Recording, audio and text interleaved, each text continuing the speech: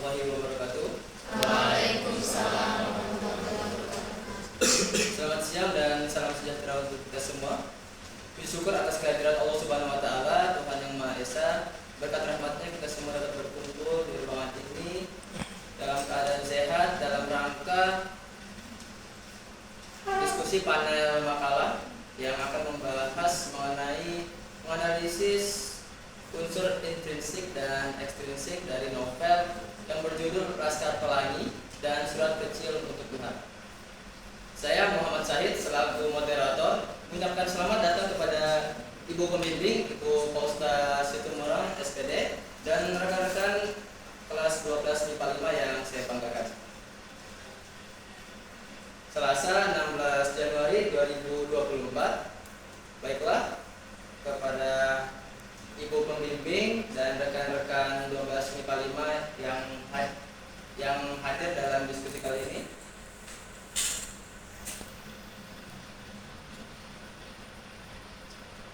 Adapun peraturan dalam diskusi pada hari ini, yang pertama, masing-masing kelompok memiliki waktu selama 15 menit untuk dapat memaparkan materinya.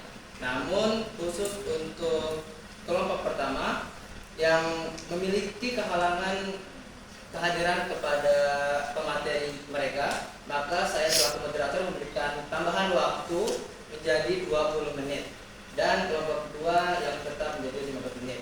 Yang kedua, para kelompok memiliki 15 menit untuk menjawab pertanyaan yang diberikan.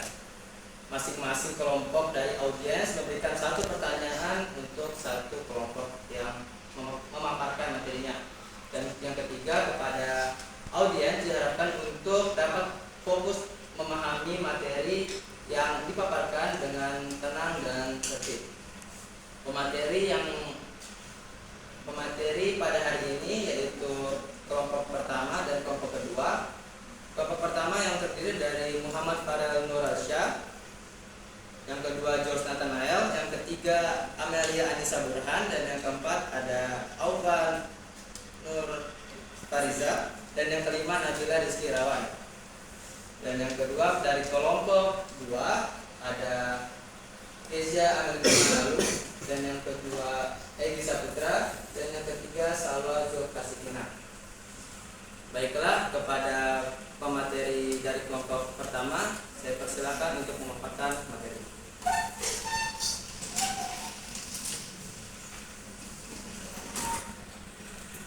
Assalamualaikum warahmatullahi wabarakatuh. Waalaikumsalam.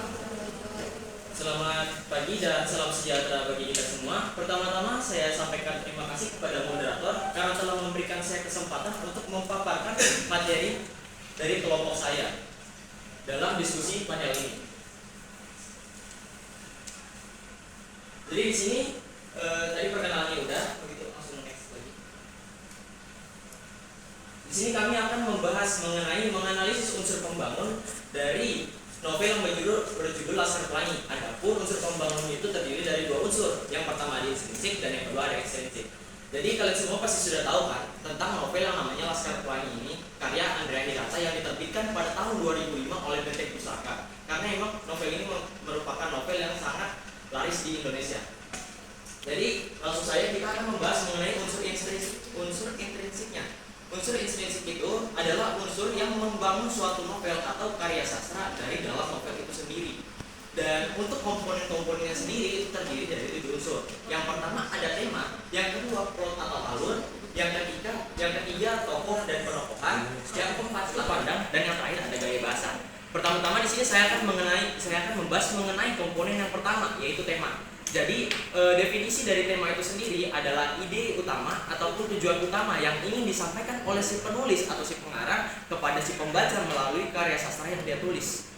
Jadi unsur intrinsik bagian tema dari novel Laskar Pelangi ini sendiri yaitu si pengarang atau si penulis ingin memberitahu si pembaca tentang betapa hebatnya dan betapa kuatnya tekad dari sekelompok anak-anak Laskar Pelangi yang sekolah di sekolah dasar Muhammadiyah di daerah Belitung dalam menempuh pendidikannya. Apapun rintangan yang mereka hadapi, mereka semua berhasil melaluinya bersama, suka duka, dan semuanya itu berhasil mereka lalui bersama hingga akhirnya mereka lulus. Dan untuk unsur intrinsik yang kedua yaitu ada plot atau alur.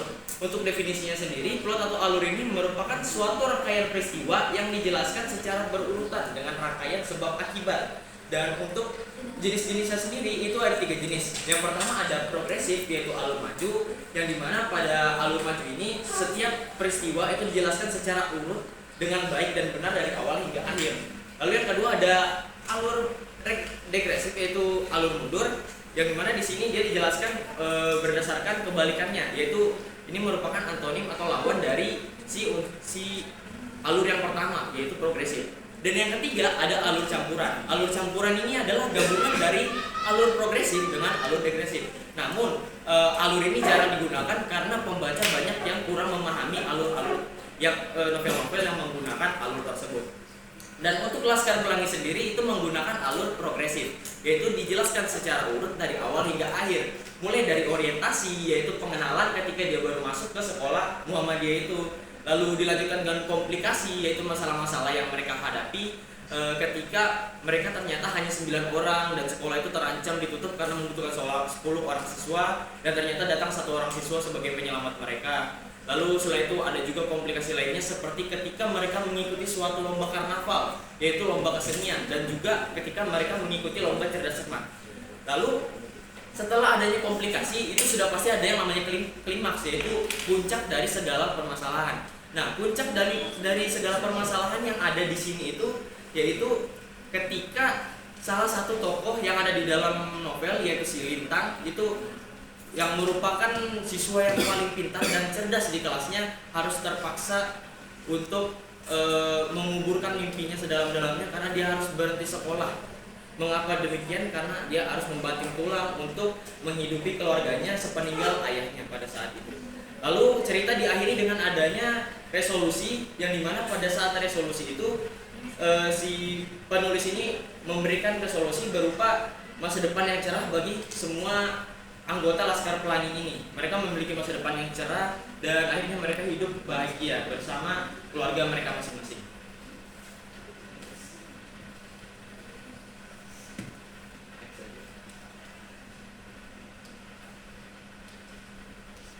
Jadi ini dijelaskan ya, next lagi.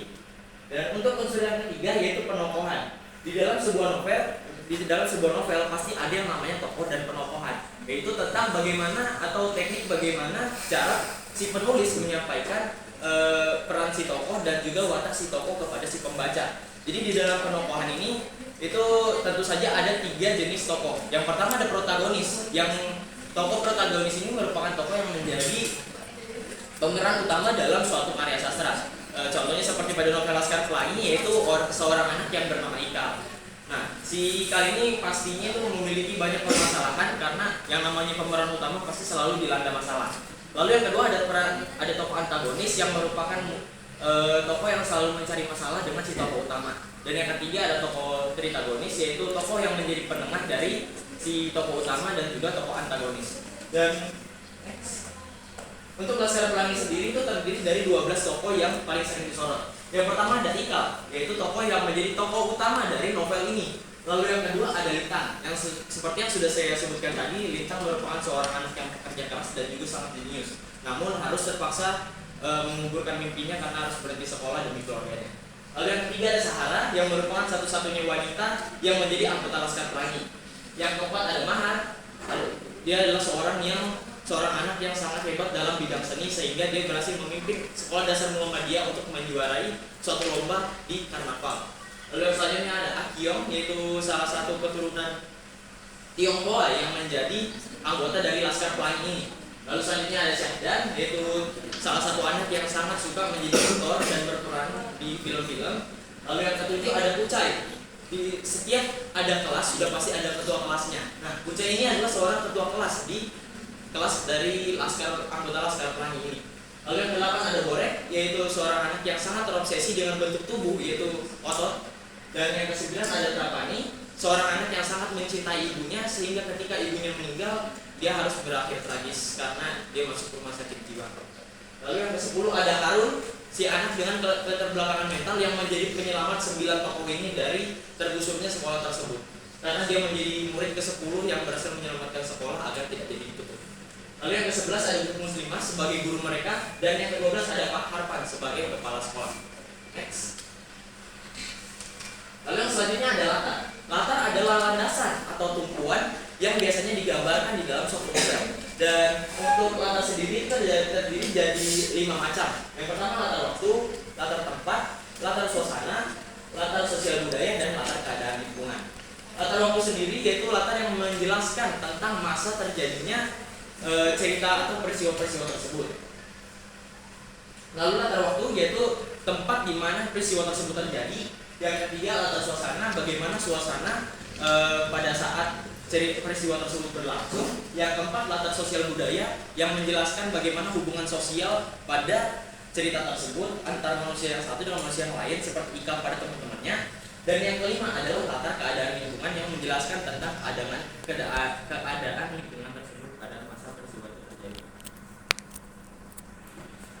Baiklah, mungkin sekian materi yang dapat saya sampaikan. Kurang lebihnya mohon maaf atas kesalahan saya dalam berbicara. Sisanya akan saya serahkan kembali kepada moderator. Wassalamualaikum warahmatullahi wabarakatuh. Waalaikumsalam. Ya, atas materi yang disampaikan. Selanjutnya saya persilakan kepada George Nathanael untuk memaparkan materi kedua. Telah memberikan saya kesempatan untuk melanjutkan apa yang telah dijelaskan oleh Muhammad Ali.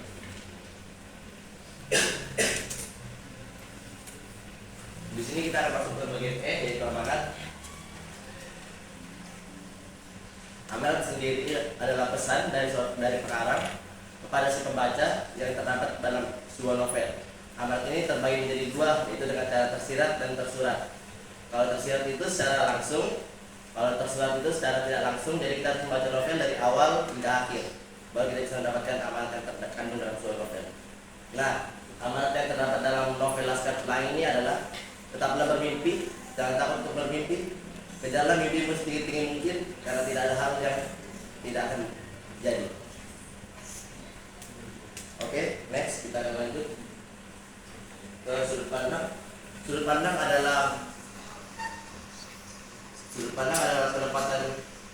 penempatan memosisikan diri dalam sebuah cerita atau peristiwa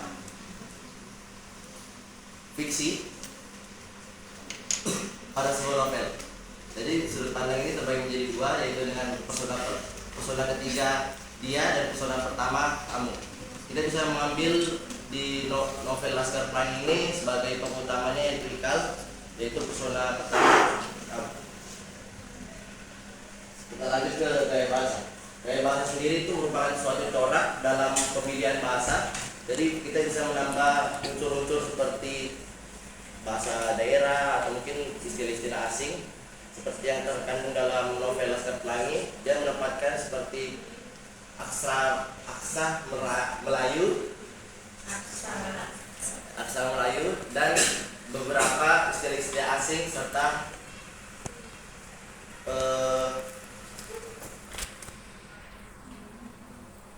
berbagai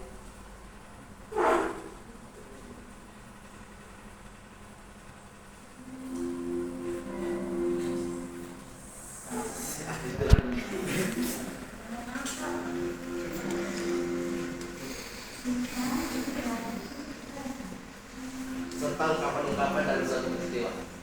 Oke, mungkin itu yang dapat saya jelaskan. Saya kembali ke moderator. Dari bawah, Anda dapat menyelesaikan materinya. Selanjutnya saya persilakan kepada Aufa Zaki Nurfariza untuk dapat memaparkan materi. Sejahtera bagi kita semua. Pertama-tama saya ingin berterima kasih kepada moderator yang telah memberikan saya kesempatan untuk melanjutkan materi dari materi sebelumnya. Di sini saya akan menjelaskan tentang unsur ekstrinsik beserta beberapa nilai-nilai kemanusiaan. Unsur ekstrinsik adalah unsur luar yang berada di dalam sebuah cerita yang membantu membangun menjalannya suatu cerita. Meskipun unsur ekstrinsik ini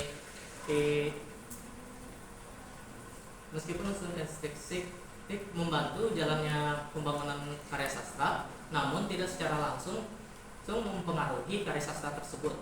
Unsur ekstrinsik ini biasanya berupa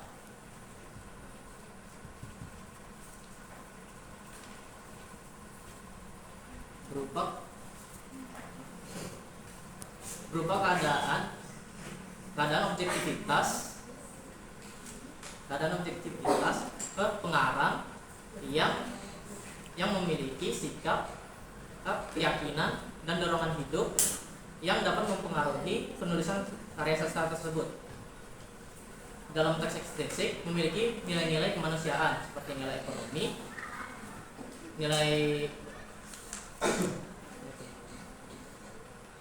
nilai kepahlawanan, nilai moral,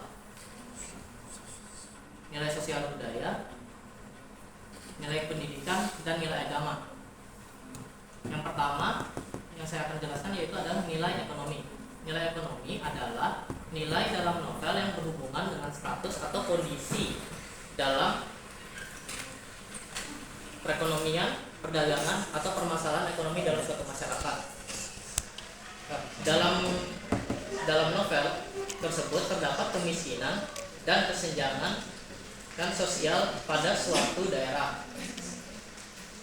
di mana anak-anak yang memiliki cita-cita harus memendamkannya untuk melanjutkan kehidupannya. Yang kedua, kepahlawanan. Nilai kepahlawanan adalah nilai pada novel yang berhubungan tentang jiwa kepahlawanan dan perjuangan, seperti perjuangan hidup, semangat yang membara, cinta tanah air, dan lain-lain. Di dalam novel digambarkan dengan murid-murid yang berjuang untuk mencapai cita-citanya dan berjuang untuk mempertahankan sekolahnya. Yang ketiga yaitu moral. Nilai moral adalah nilai pada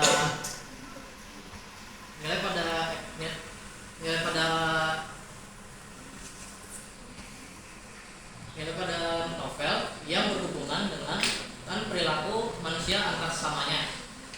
Nilai tersebut biasanya terdapat pada deskripsi di tokoh, hubungan antar tokoh, dialog, dan lain-lain. Di dalam novel tersebut digambarkan dengan tokoh yang pantang menyerah untuk mencapai cita-citanya walaupun ada rintangan. Baiklah, sekian dari pemaparan materi saya. Mohon maaf atas kekurangan. Selanjutnya saya akan kembalikan kepada moderator. Kepada Aufa selaku pemateri kelompok 1. Selanjutnya saya izinkan kepada Amelia Anissa Berhan untuk dapat memaparkan materi selanjutnya.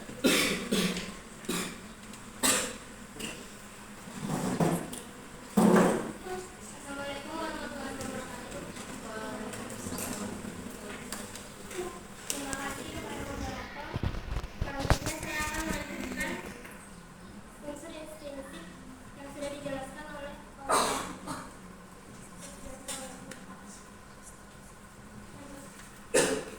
ada nilai sosial budaya. Dalam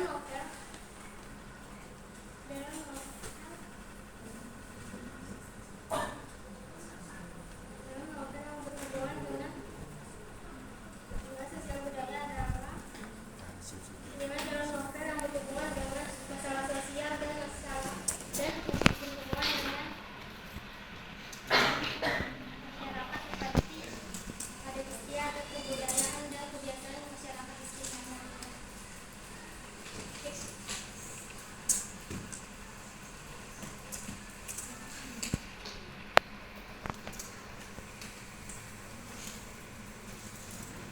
Biasanya nilai ini dapat digambarkan dengan hubungan antar tokoh, penggambaran adat istiadat, bahasa, gaya bicara antar tokoh yang mencerminkan bahasa tertentu.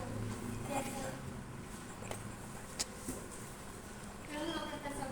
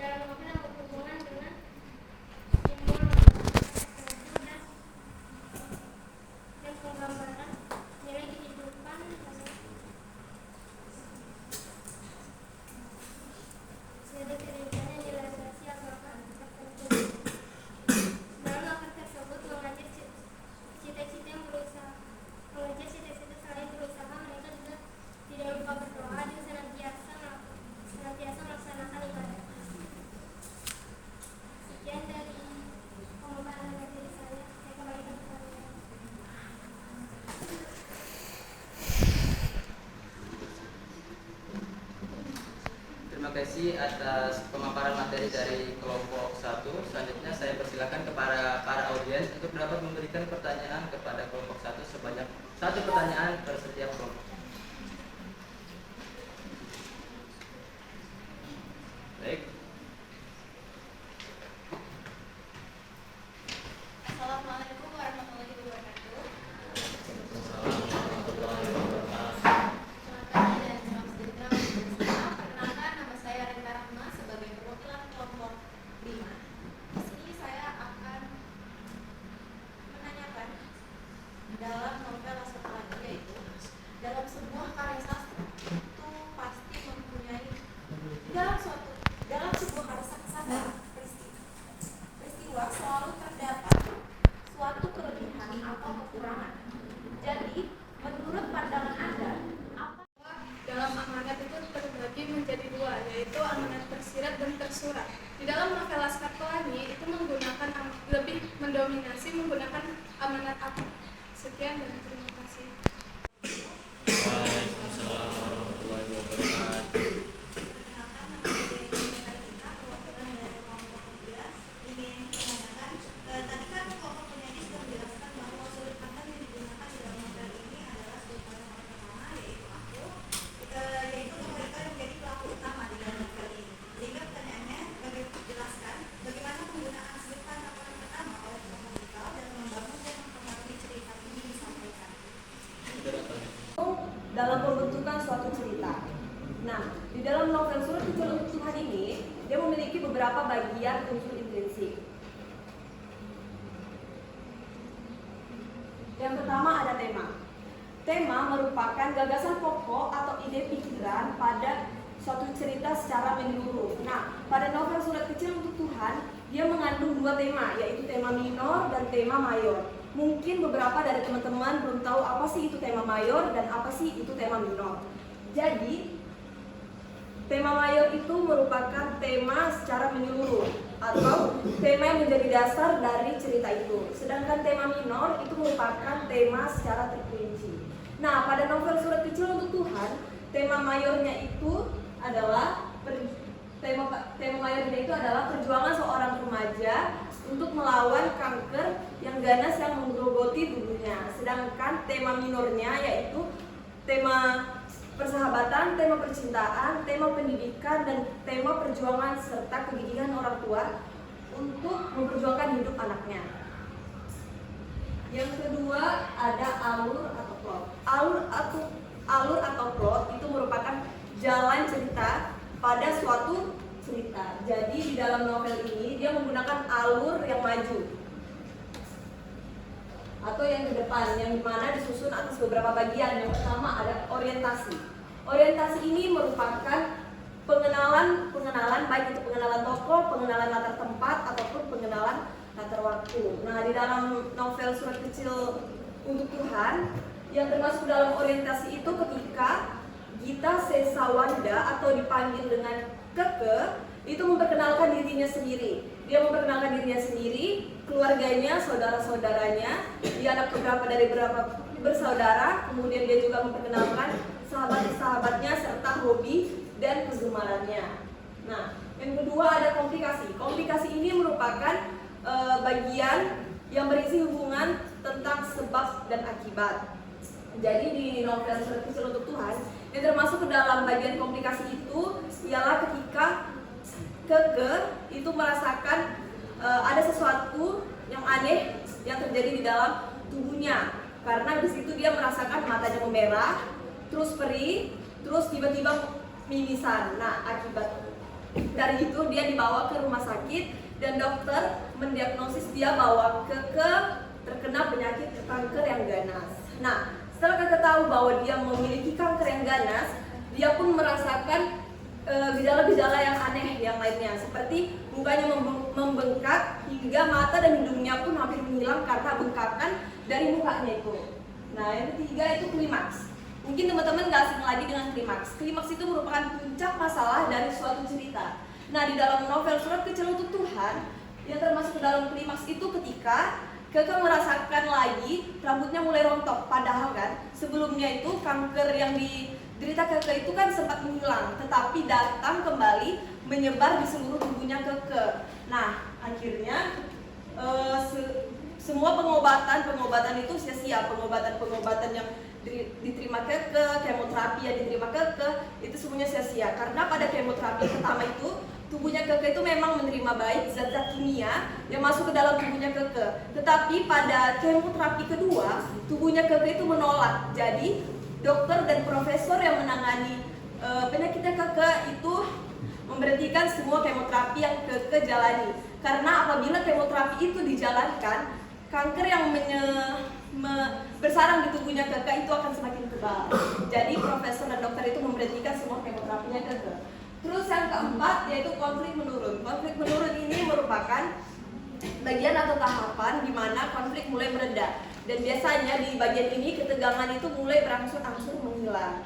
Nah, di bagian konflik menurun di dalam novel Surat Kecil untuk Tuhan yang termasuk di konflik menurun itu ketika ayahnya Keke membawa Keke ke rumah sakit di Singapura dan memberikan dokter dan profesor terbaik buat Keke. Tetapi itu semua tidak ada hasilnya, semua sia-sia karena penyakit yang dialami Keke itu tidak bisa disembuhkan walaupun dengan dokter terbaik. Nah, kemudian yang kelima itu ada resolusi.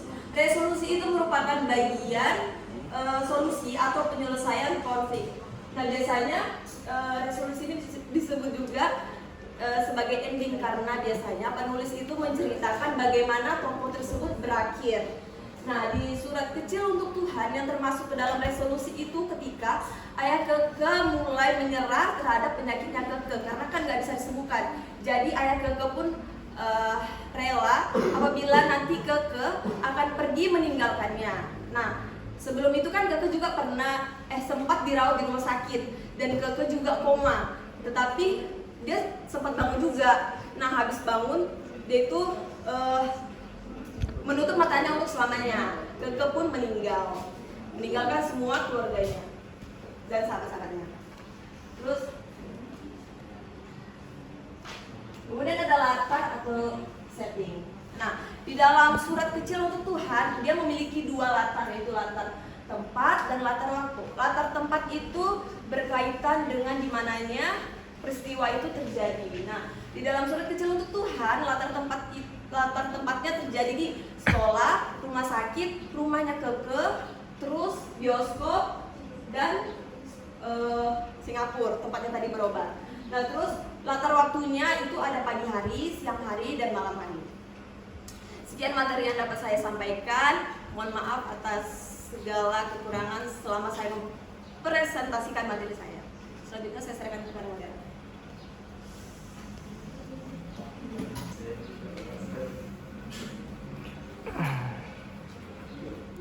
Bismillahirrahmanirrahim. Assalamualaikum warahmatullahi wabarakatuh. Sepertinya kurang semangat nih, mungkin sudah mendengarkan beberapa materi tadi yang telah disampaikan oleh kelompok 1 dan disampaikan oleh Kezia. Saya ulangin lagi ya. Assalamualaikum warahmatullahi wabarakatuh. Waalaikumsalam warahmatullahi wabarakatuh. Terima kasih kepada moderator yang telah mempersilahkan saya untuk dapat memaparkan materi yang telah dipaparkan sebelumnya oleh Kezia Amelinda Amanal. Oke, selanjutnya di sini ada tokoh dan penokohan, yang dimana tokoh dan penokohan dalam Surat Kecil untuk Tuhan karya Agnes Davona. Di sini ada 12 tokoh, yang dimana yang pertama ada Keke. Keke di sini adalah tokoh utama yang ada di dalam Surat Kecil untuk Tuhan, yang dimana dia berwatak baik serta pantang menyerah untuk menghadapi penyakit yang dideritanya. Yang kedua ada ayah Keke atau yang disebut juga dengan Jody, Pak Jody. Pak Jody ini adalah seorang ayah yang menyayangi serta sangat merangkul terhadap ketiga anaknya, yang dimana ayah Jody ini memiliki sikap yang bijaksana serta pantang menyerah untuk menghadapi penyakit yang Keke derita. Selanjutnya ada Ibu Keke. Ibu Keke adalah seorang ibu yang penyayang terhadap Keke dan ketiga anaknya, yang dimana ayah dan ibu Keke ini berpisah.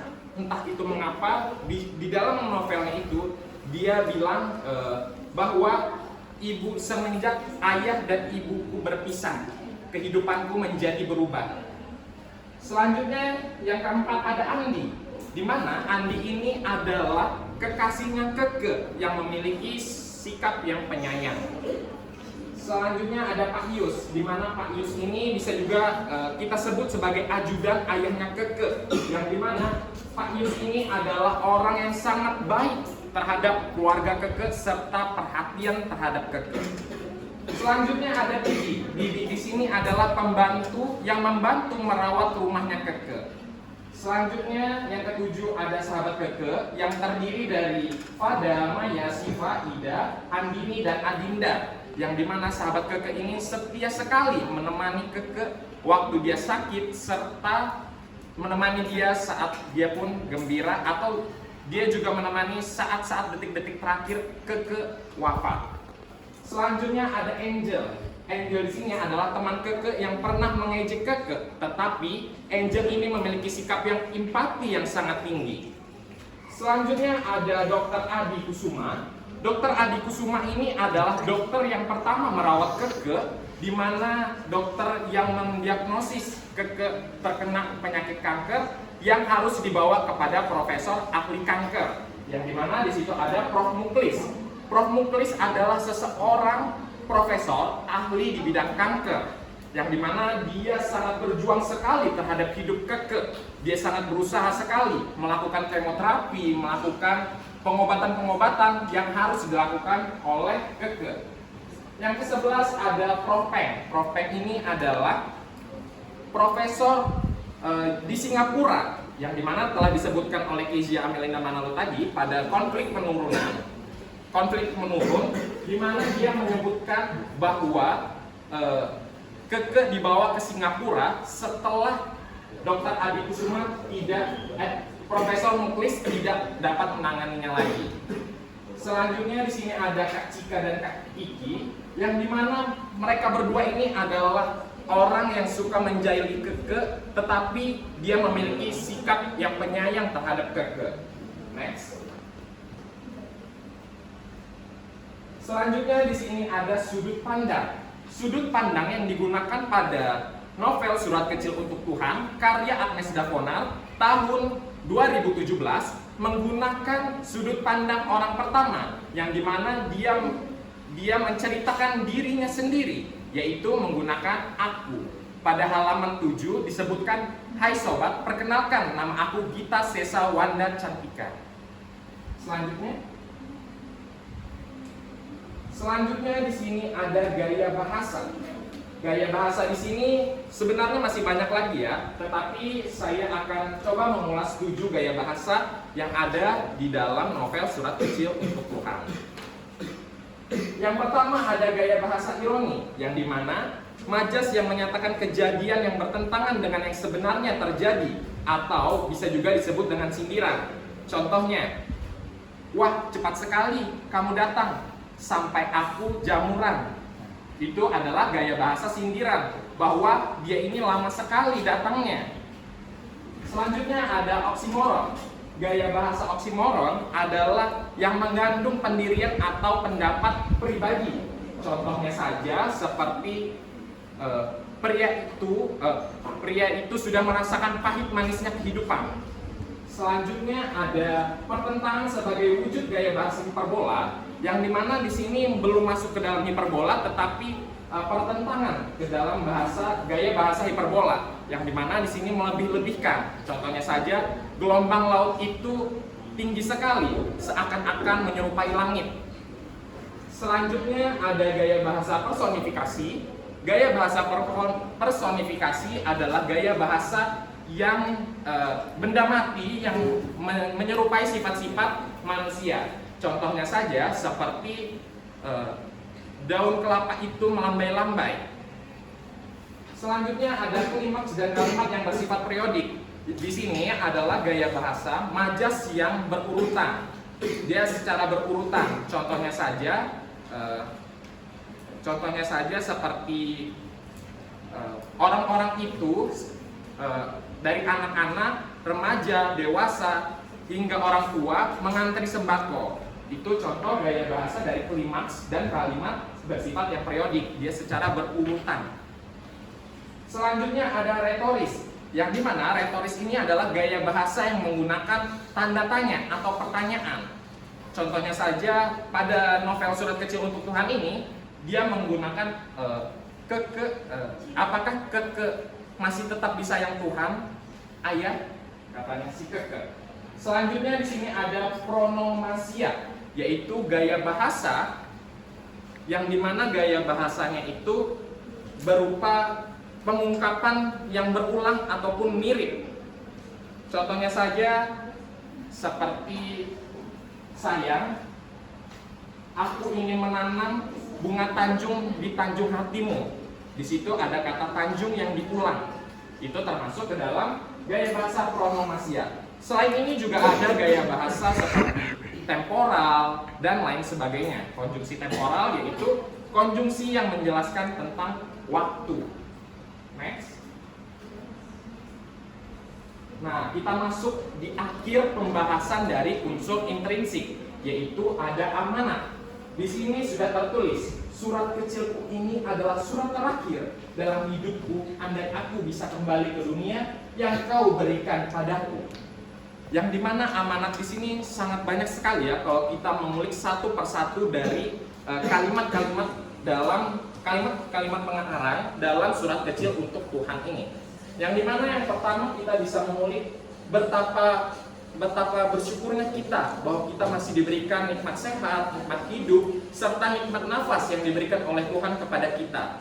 Yang kedua adalah dimana kita harus bisa mencontoh si keke, walaupun dia sakit parah, dia tidak bisa bangun, tetapi dia masih bisa belajar terus-menerus, ingin belajar, sehingga dia memaksa ayahnya untuk dia mengikuti ujian akhir sekolah. Padahal waktu itu adalah waktu yang sangat kritis untuk keke menghadapi nyawanya, kehidupannya. Yang ketiga mungkin bisa kita lihat dari segi perjuangan keke yang sangat begitu ambisi untuk bisa sehat kembali, untuk membanggakan dan membahagiakan kedua orang tuanya, terutama dirinya sendiri serta sahabat dan kekasihnya dan orang-orang yang berada di sekitarnya. Demikian yang dapat saya sampaikan. Mohon maaf atas kesalahan saat saya menyampaikan pemaparan materi hari ini. Saya ada satu kata dari R.A. Kartini, yaitu habis gelap terbitlah terang. Habis gelap terbitlah terang. Wassalamualaikum warahmatullahi wabarakatuh.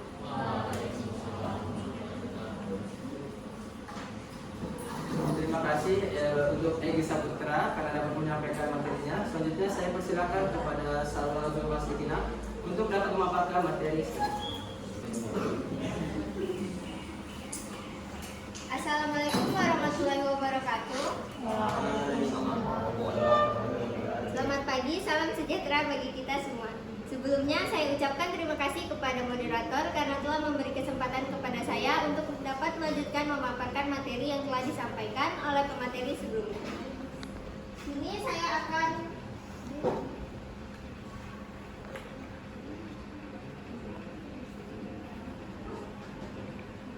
Di sini saya akan melanjutkan memaparkan materi tentang unsur ekstrinsik.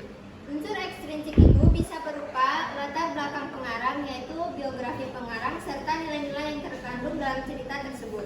Yang pertama itu adalah latar belakang pengarang. Agnes Dafonar adalah sebuah fenomena dalam dunia sastra Indonesia. Ia memulai karirnya sebagai penulis amatir di sebuah blog.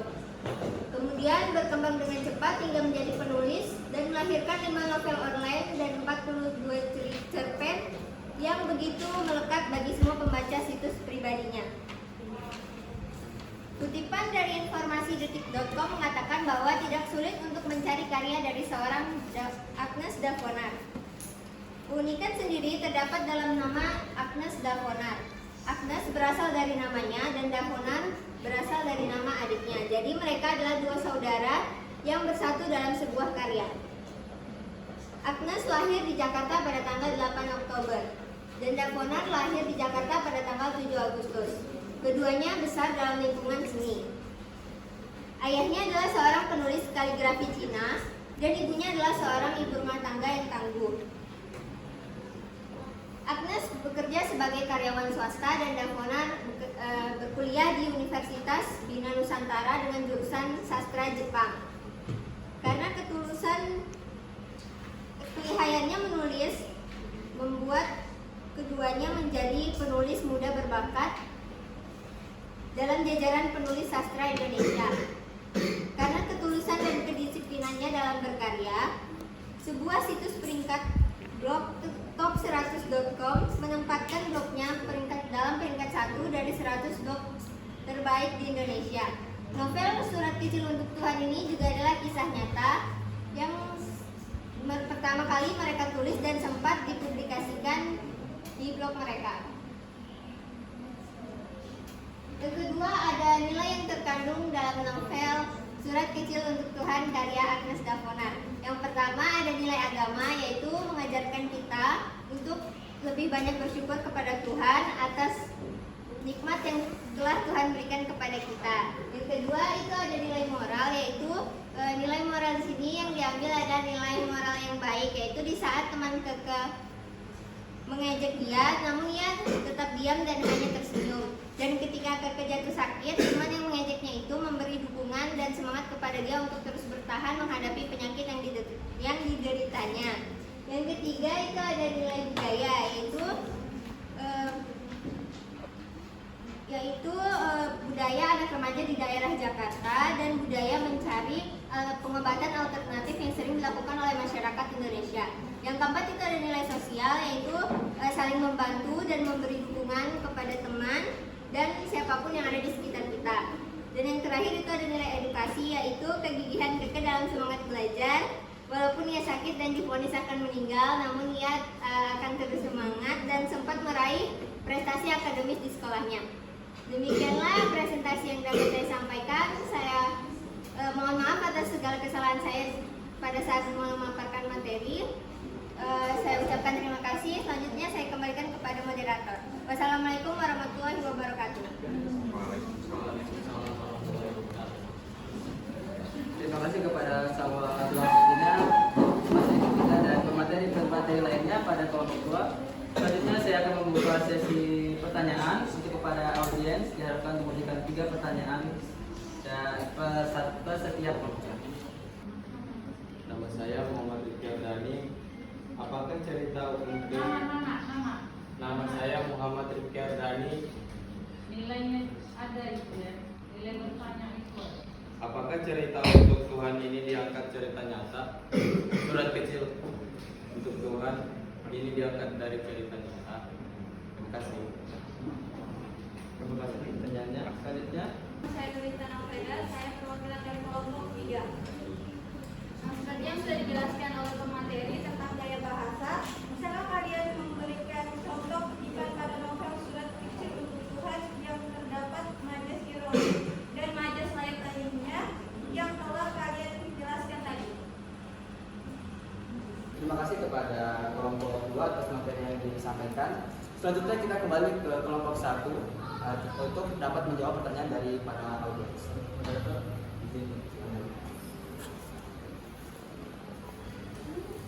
Assalamualaikum warahmatullahi wabarakatuh. Waalaikumsalam. Perkenalkan, nama saya Muhammad Farnur Asya, perwakilan dari kelompok 1 akan menjawab pertanyaan yang tadi ditanyakan oleh Renita Rahma dari kelompok 5.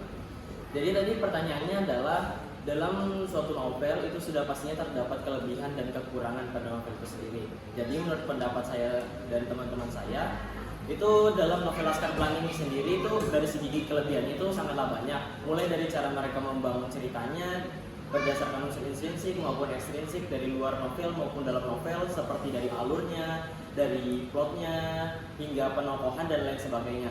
Namun dari kelebihan-kelebihan itu pula akhirnya dapat menimbulkan yang namanya kekurangan. Contohnya seperti salah satu yang mungkin saya kurang sukai secara pribadi, yaitu dari narasi bagaimana cara dia menggambarkan salah satu tokoh, alias dari penokohan salah satu tokoh, yaitu yang bernama Lintang. Dimana Lintang ini menurut saya digambarkan agak sedikit berlebihan, dimana pada narasi yang ada pada novel dan juga bahkan filmnya, si Lintang ini digambarkan sebagai anak yang sangat pekerja keras. Namun saking pekerja kerasnya itu, dia bahkan dalam sehari itu dia setiap hari selalu menggunakan sepeda dari rumah ke sekolahnya dan dari sekolah ke rumahnya pulang pergi dalam jarak yang sangat jauh. Bahkan jalur yang dia lalui itu salah satunya adalah dia melalui suatu daerah yang dimana di situ ada danau dan berisi sangat banyak buaya. Jadi menurut saya ini agak kurang memungkinkan ya, apalagi si Lintang ini merupakan seorang anak yang masih berumur kurang lebih 10 tahun dan masih menduduki kelas 5 SD di Sekolah Dasar Muhammadiyah Belitung itu sendiri. Dan selain itu juga si Lintang ini pernah digambarkan bahwa dia itu menggunakan sepeda, mengendarai sepeda dalam kecepatan yang sangat tinggi, bahkan melebihi kecepatan beberapa motor yang pada saat itu yaitu dengan kecepatan 80 km per jam. Dan menurut saya ini kurang masuk akal karena dia hanya mengendarai sebuah sepeda lama yang sudah dibilang sudah rongsokan dan yang mengendarai itu hanyalah seorang anak kelas 5 SD. Jadi ini kurang meyakinkan dari segi narasinya karena terlalu melebih-lebihkan. Padahal Laskar Pelangi ini sendiri diangkat dari kisah nyata. Jadi mungkin ya hanya itu saja kekurangan yang menurut saya merupakan kekurangan dari novel itu sendiri, dan sisanya merupakan suatu kelebihan yang sangat luar biasa dan sangat menarik untuk dibaca. Dan itulah mengapa novel Laskar Pelangi ini sendiri merupakan salah satu novel terlaris yang ada di Indonesia hingga saat ini. Apakah sudah jelas? Jelas. Terima kasih. Terima kasih kepada Muhammad Farel atas jawaban yang telah diberikan. Selanjutnya saya persilakan kepada pemateri lainnya untuk dapat menjawab pertanyaan Allah. Perkenalkan, nama saya George Natanael Budanabowo dari kelompok 1. Saya akan menjawab pertanyaan dari Yuni Mekartika. Jelaskan bagaimana penggunaan sudut pandang orang pertama oleh tokoh Ikal dalam membangun plot novel ini memengaruhi cara cerita disampaikan. Saya akan menjawab. Penggunaan sudut pandang orang pertama oleh tokoh Ikal dalam novel ini memberikan wawasan langsung ke pikiran dan perasaan. Ini menciptakan keterlibatan emosional yang lebih dalam dengan pembaca. Memungkinkan mereka merasakan pengalaman Ikal secara pribadi. Selain itu, sudut pandang ini juga membatasi informasi hanya pada apa yang diketahui atau dipahami oleh Ikal, menambahkan elemen misteri dan kejutan dalam plot. Apakah sudah jelas? Jelas. Yang dari saya, terima kasih. Terima kasih kepada George Natanael atas jawaban yang diberikan. Selanjutnya saya persilakan kepada pemateri lainnya untuk dapat menjawab pertanyaan.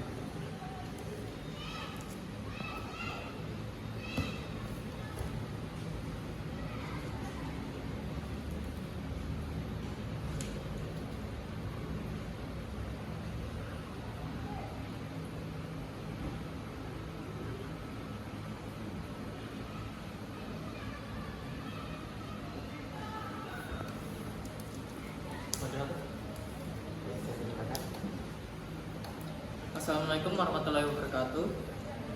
Assalamualaikum warahmatullahi wabarakatuh. Perkenalkan, nama saya Ova Zakinur Farhiza, perwakilan dari kelompok 1. Saya akan menjawab pertanyaan dari Putri Yasmin, kelompok 4. Di sini pertanyaannya adalah amanat yang lebih dominan dari novel ini adalah apa? Tersirat atau tersurat, dan jelaskan.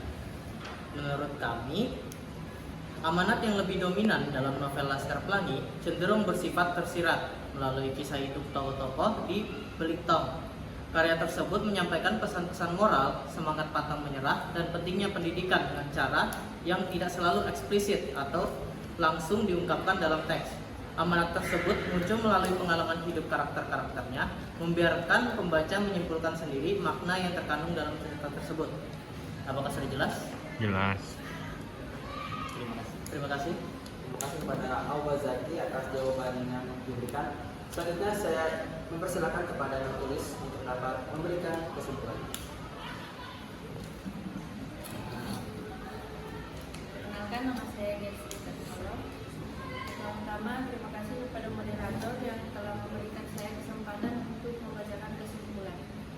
Kesimpulan hasil diskusi panel kami yaitu novel Laskar Pelangi adalah karya Andre Dirata yang diterbitkan oleh Benteng Pustaka pada tahun 2005. Ini memiliki unsur pembangunan berupa unsur intrinsik dan ekstrinsik yang cukup menarik perhatian publik untuk membaca novel tersebut, mulai dari tema, alur, penokhohan, hingga dari bahasa diharapkan cukup menarik minat khalayak untuk membacanya, terutama amanat atau pesan moral yang dikandung secara tersirat maupun tersurat.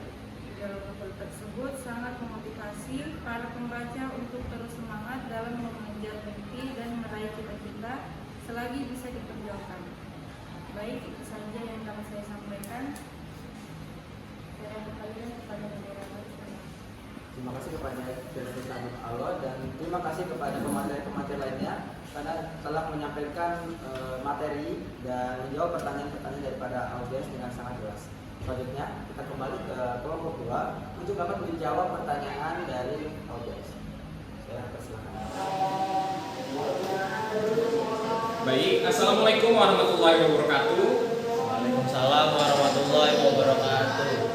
Di sini saya akan menjawab pertanyaan dari saudara Rifki Ardani dari kelompok perwakilan dari kelompok 5, yang dimana pertanyaannya coba saudara sebutkan tentang gaya bahasa yang terdapat di dalam novel Surat Kecil Untuk Tuhan.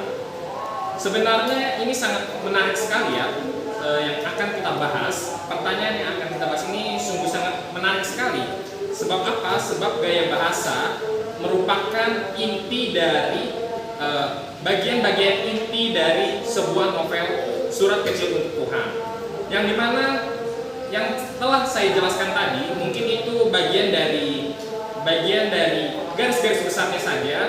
Mungkin saudara menginginkan bukti dari kalimat yang ada di dalam novel Surat Kecil Untuk Tuhan. Sebagaimana yang telah saya tuliskan atau yang setelah kami sebarkan di dalam grup WhatsApp tentang makalah kami di halaman 10, bisa saudara buka semua. Di sana menjelaskan begitu detail tentang gaya bahasa yang kami ulik.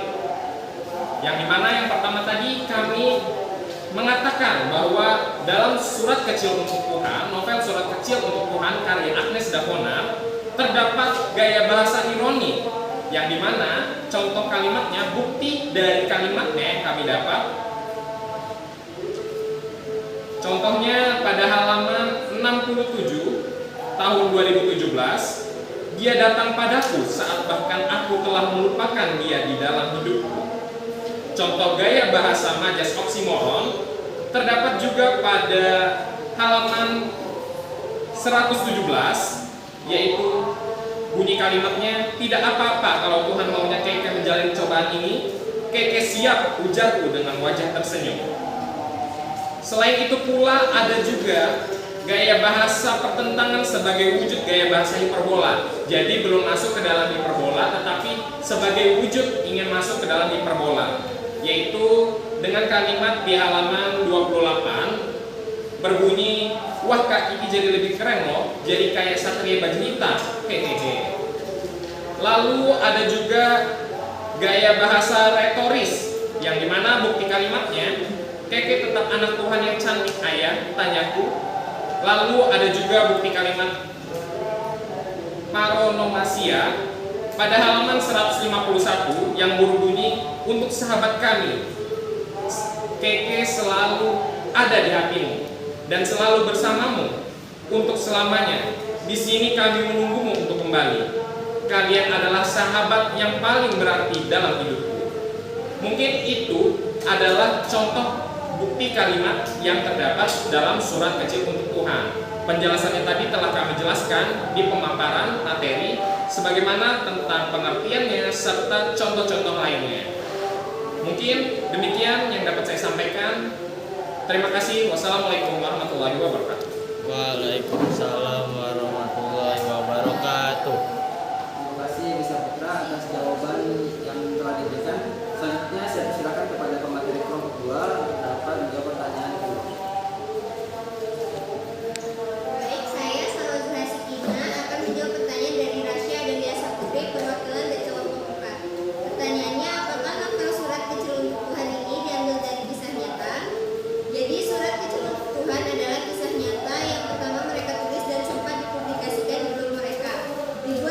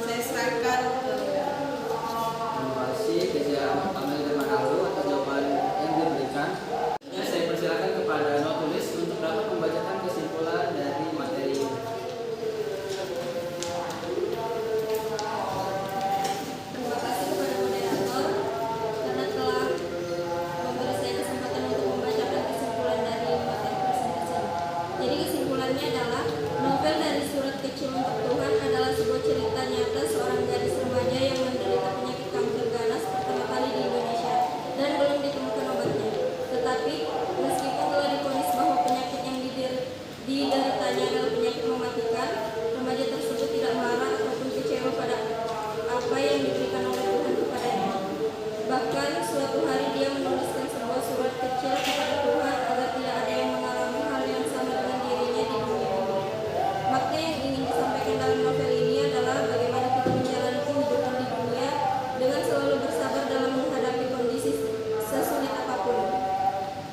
Cerita dalam novel tersebut memberikan pelajaran yang sangat bermanfaat terhadap kalangan masyarakat, terutama bagi anak muda, di mana dalam cerita ini terdapat pelajaran tentang kesabaran dan juga ketekunan belajar seorang siswa meskipun dalam kondisi yang sangat